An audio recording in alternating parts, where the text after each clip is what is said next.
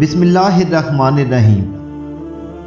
بہت دنوں کی بات ہے کہ کسی ملک کے ایک انصاف پسند بادشاہ کا وزیر مر گیا۔ وہ وزیر بہت عقل مند اور نیک انسان تھا، جو بادشاہ کو رعایا کی بھلائی کے لیے اچھے مشورے دیتا تھا۔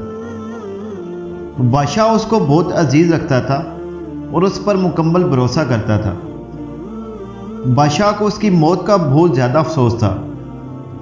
بادشاہ کو ہی نہیں بس ملک کے عوام کو بھی وزیر کی موت کا بہت غم تھا۔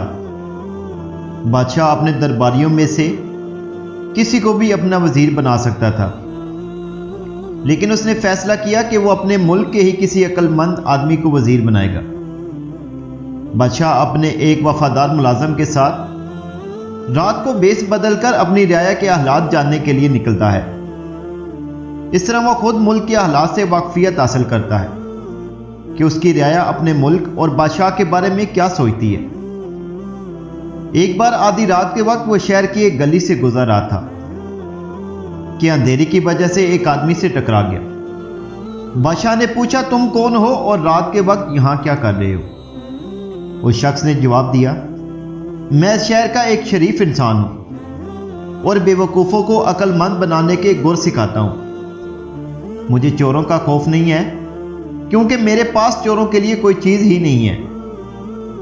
بادشاہ گھوم پھر کر اپنے محل پہنچا اور دوسرے دن اس نے حکم جاری کیا کہ شہر میں رات کے وقت ہر شخص کے ہاتھ میں چراغ ہوگا۔ جو بھی شخص گھر سے باہر نکلے گا وہ چراغ لے کر نکلے گا۔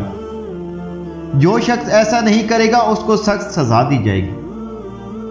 کچھ دنوں بعد بادشاہ رات کے وقت شہر کی ایک گلی سے گزرا تھا کہ وہی آدمی پھر بادشاہ سے ٹکرا گیا۔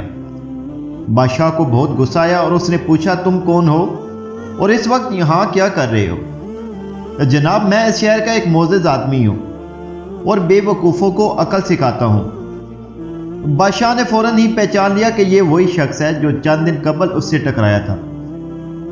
بادشاہ نے کہا، کیا تم نے بادشاہ سلامت کو حکم نہیں سنا تھا کہ رات کے وقت ہر آدمی ہاتھ میں چراغ لے کر نکلے گا؟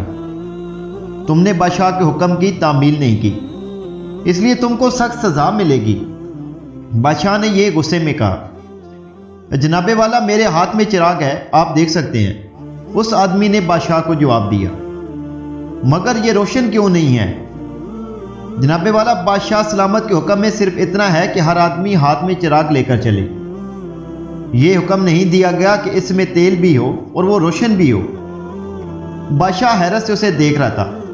اس آدمی نے پھر کہا، میرا خیال ہے کہ بادشاہ کے دربار میں عقل مند وزیروں کا قید ہے، ورنہ ایسا حکم صادر کرنے سے پہلے وہ بادشاہ سلامت کی توجہ دلاتے۔ میری دعا ہے کہ خدا ہمارے بادشاہ سلامت کو ایک عقل مند وزیر عطا فرمائے۔ بادشاہ یہ بات سن کر دل ہی دل میں بہت شرمندہ ہوا۔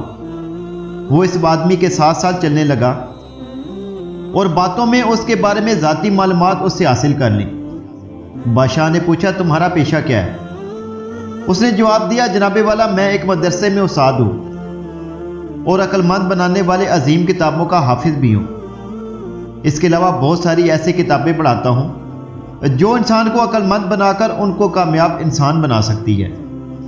میرے استاد نے مجھ سے کہا تھا کہ اگر کوئی آدمی گلستان اور بلستان کی عقائدوں کو سمجھ کر پڑھے اور غور کرے تو ایک دن وہ عقل مند ترین انسان بن کر کسی بادشاہ کے دربار میں جگہ پا سکتا ہے۔